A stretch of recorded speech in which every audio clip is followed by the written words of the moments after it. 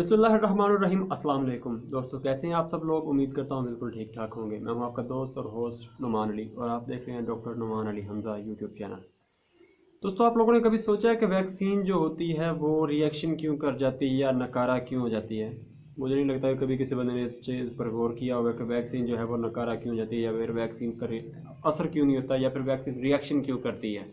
तो दोस्तों, आज की जो ये हमारी वीडियो है ये इसी चीज़ पर है कि हमें क्या एहतियातें करने की ज़रूरत होती है ताकि हमारी वैक्सीन जो है वो ना ही रिएक्शन करे और ना ही नकारा हो और ना ही वो बेअसर हो।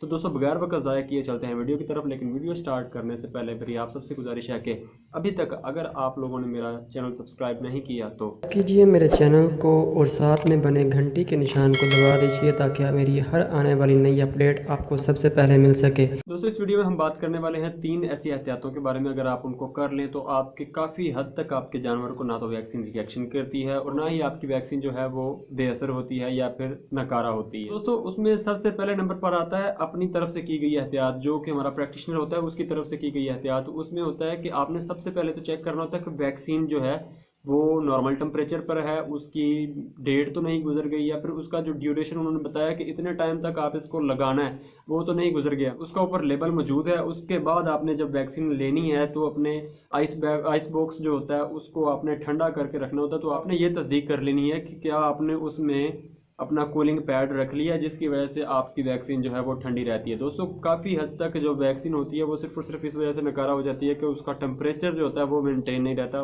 वैक्सीन गर्म हो जाती है जिसकी वजह से वैक्सीन नकारा हो जाती है और ऐसी वैक्सीन बाज़ औक़ात रिएक्शंस भी कर देती है।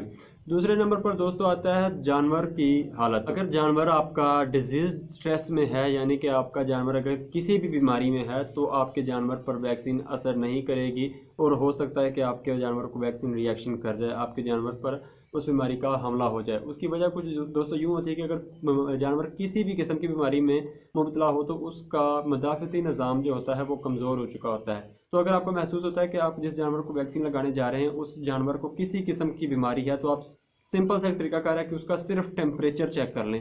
आप उसका टेम्परेचर चेक कर लेंगे तो आपको ये कंफर्म हो जाएगा कि उसको सच में किसी ना किसी किस्म का मसला है, तो उसको आप उस वक्त वैक्सीन लगाने से गुरेज करें। इंशाल्लाह आपके जानवर जो है उसको ये मसला नहीं आएगा, ना तो उस पर वैक्सीन फेल होगी और ना ही उस पर वैक्सीन का रिएक्शन होगा।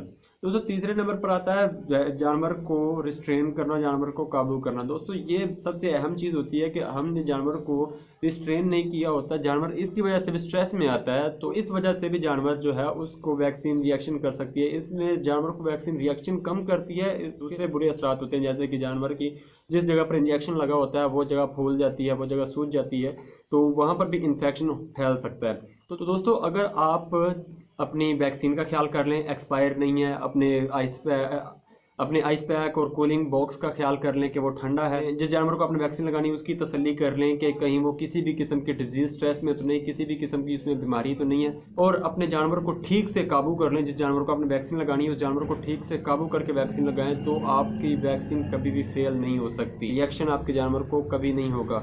इसके अलावा दोस्तों, बाज़ औक़ात होता है हमसे कोई ना कोई गलतियाँ हो जाती हैं, रिएक्शन हो भी जाता है, तो उसके लिए हमेशा अपने बैग में मैप्रोसान और एट्रोपिन सल्फेट का इंजेक्शन हर वक्त रखें। इस पर मैं ऑलरेडी एक वीडियो बना चुका हूँ कि अगर कोई वैक्सीन रिएक्शन करती है तो उसका हमने इलाज या हल कैसे करना है। दोस्तों, उस वीडियो का मैं लिंक भी दे दूँगा, आप उसकी तफसील चेक कर लीजिएगा। तो दोस्तों, उम्मीद करता हूँ कि मेरी आज की ये वीडियो आपको अच्छी लगी होगी। अगर वीडियो अच्छी लगी हो तो लाइक कीजिएगा, दोस्तों के साथ शेयर कीजिएगा ताकि कोई भी इस इन्फॉर्मेशन से महरूम ना रह सके। अपना ख्याल रखिएगा, अपने घर वालों का ख्याल रखिएगा, अपने जानवरों का ख्याल रखिएगा। अल्लाह हाफिज़।